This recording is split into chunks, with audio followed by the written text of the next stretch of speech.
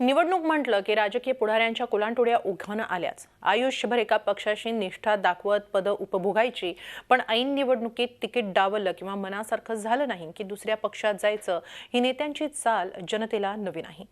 पण नेत्यांच्या या कोलांटोड्यात जो कार्यकर्ता पक्षाकडून कसलीही अपेक्षा न बाळगता पक्षाचा झेंडा खांद्यावर घेतो आणि एका पक्षाशी निष्ठा दाखवतो, त्याच्या पदरी मात्र निराशाच येते।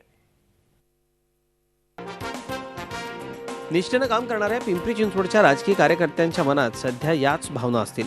राजकीय नेत्यांच्या महत्त्वाकांक्षा मोठ्या असतात, त्या राबवण्याकरता नेते मंडळी या पक्षातून त्या पक्षात कोलांट्या उड्या मारतात। पण कार्यकर्त्यांचं काय? गेली 20 ते 25 वर्ष काँग्रेसमध्ये असलेल्या भाऊसाहेब भोईर यांनी त्यांच्या 6 समर्थकांसह राष्ट्रवादीत प्रवेश केला।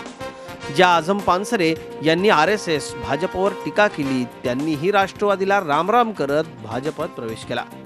पण पक्षासाठी झोकून देऊन काम करणाऱ्या कार्यकर्त्यांची साधी दखल देखील या नेते मंडळींनी घेतली नाही। प्रत्येक कार्यकर्त्याला राजकीय पक्षात काही ना काही मिळतंच असं नाही, पण केवळ विशिष्ट विचारधारेनं, विशिष्ट भावनेनं कार्यकर्ते पक्षाचं काम करतात। पण या वैयक्तिक महत्त्वाकांक्षांपुढे सर्वच पक्षातले नेते कोलांट्या उड्या मारायला लागले की कार्यकर्ता मात्र हवालदिल होतो।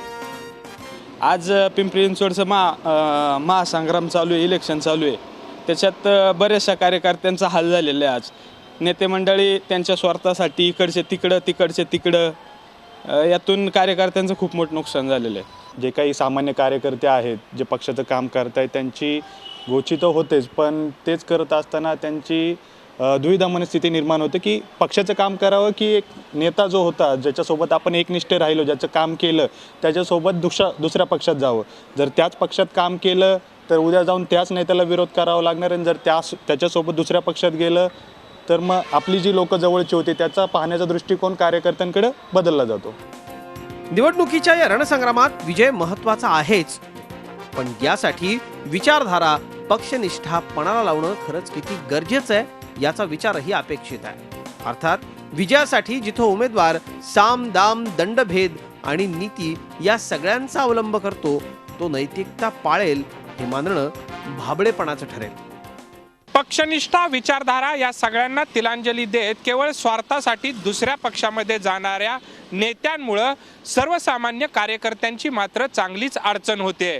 अशा स्वार्थी नेत्यांना धडा शिकवणं केवळ मतदारांच्या हातात आहे। महापालिका निवडणुकीत मतदार अशा स्वार्थी नेत्यांना त्यांची जागा दाखवणार का, हाच खरा प्रश्न आहे। व्हिडिओ जर्नलिस्ट कृष्णा पांचाळसह Kailaspuri, Zee media, Pimpri Chinchwad. Zee 24 तास रहा एक पाऊल पुढे।